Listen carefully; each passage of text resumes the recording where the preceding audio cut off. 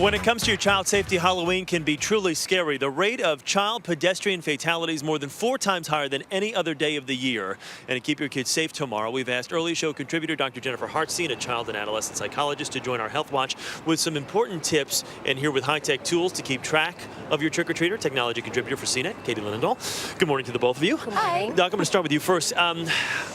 It's the big question parents ask. When is a good time to allow my child to go trick-or-treating on their own? Is there kind of like a signature age where it's like, okay, you're free to go on your own now? It's a very good question, and I think 12 is a good cutoff, but know your kids. Some kids aren't going to be ready at age 12, so you want to make sure that they are. And exactly, when we say let them go out on their own, we're not talking about just letting them go out on Halloween night by themselves. There's different categories of different kind of, I guess, groupings in which parents need to take into consideration. Absolutely, and you really want your kids to go out with people you know, kids that they know, and not a huge group, because those groups end up getting in more trouble than some of the smaller groups. So you really want to know who they'll be with. Yep.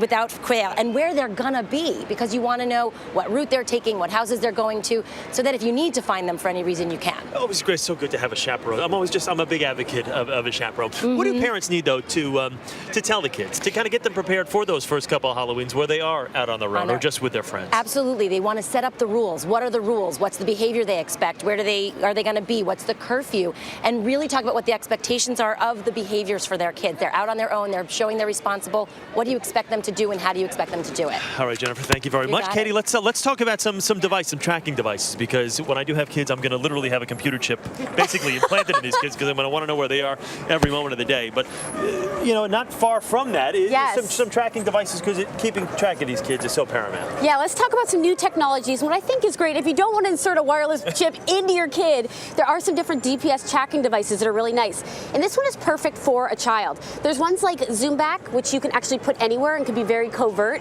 but this one is a great example of something that you can put on a bracelet, you can put it on a little carabiner and put it on a child. It'll actually let you know where they are at all times. Of course, you have to check your GPS location, but it's nice because it'll also set up safety zones. So if they go outside of that safety zone, you're going to get an alert via text message or via email. These are nice new technologies, personal tracking devices that are cool and look great, so kids will actually wear. Exactly. Just kind of hook it on the backpack or on a costume or something along those lines. These Locator plans that we're talking about. Okay, this is one of the most undervalued things with mobile services. Family locator plans. Verizon, Sprint, AT&T, $10 a month, you can get a family locator plan. So what that does is, again, via text message or via email, you can know where your kid is at all times. If you set up an area where they can't leave, set up those perimeters, you get a text message or an email alert anytime they step outside of them. For like $10, I think that's the least inexpensive way if you have a teenager that's all over the place. And it's all about feeling safe. Exactly. Now these actually look kind of, we'll get to that in a second, but you've got the whole iPad thing here, so. Yeah, I'm crazy about apps, and I want to show you some of my favorite apps.